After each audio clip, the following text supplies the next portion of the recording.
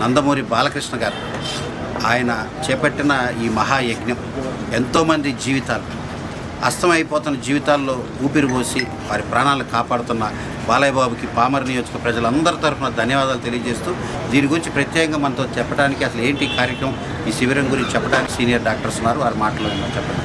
అందరికీ నమస్కారం అండి. థ్యాంక్స్ సార్, నాకు ఈ ఆపర్చునిటీ ఇచ్చారు మీరు ఈరోజు. సో నేను డాక్టర్ శ్రావణ్ కుమారి అండి, గైనకాలజిస్ట్ అనమాట. ఇంపార్టెంట్ సిమ్టమ్ లేడీస్కి వచ్చింది ఏంటంటే వైట్ డిశ్చార్జ్. తెల్లబట్ట వాళ్ళకి ఎక్కువ అవుతుంది, వాళ్ళు నెగ్లెక్ట్ చేస్తారు, ఆలోచించరు ఏంటి ప్రాబ్లం అనేసి. అదే వైట్ డిశ్చార్జ్ వచ్చి లాస్ట్లో అదే క్యాన్సర్గా చేంజ్ అవుతుంది.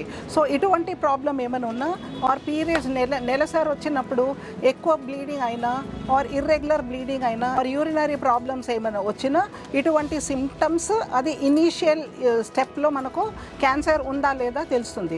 సో నా రిక్వెస్ట్ మహిళలకి ఏంటంటే ఇటువంటి ప్రాబ్లం ఏమైనా ఉన్నా సిగ్గుపడకుండా మేము లేడీస్ డాక్టర్స్ ఇక్కడ ఉన్నాం, మా దగ్గర వచ్చి ఈ సిమ్టమ్స్ చెప్పేస్తే ఇంపార్టెంట్ 2 టెస్ట్ లేడీస్కి ఉంటాయి అనమాట. ఫస్ట్ క్లినికల్ ఎగ్జామినేషన్ హిస్టరీని బట్టి మేము చేస్తాం.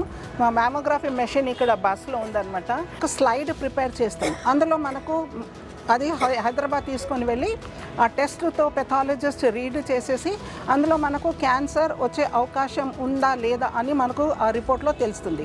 ఈ క్యాంప్ యొక్క ముఖ్య ఉద్దేశం ప్రజల్లో క్యాన్సర్పై అవగాహన కల్పించడం మరియు వాళ్ళ జీవన శైలిలో ఏమేమి తప్పులు చేసుకుంటూ ముందుకు వెళ్తున్నారు, వాటిని ఎట్లా మానుకోవాలి, అలవాట్లు అన్నీ వారితో చర్చించడం జరుగుతుంది. ఆహారపు అలవాట్లు మరియు చెడు అలవాట్లు మానుకుని ముందుకెళ్తే క్యాన్సర్పై విజయం సాధించవచ్చు. Thank you.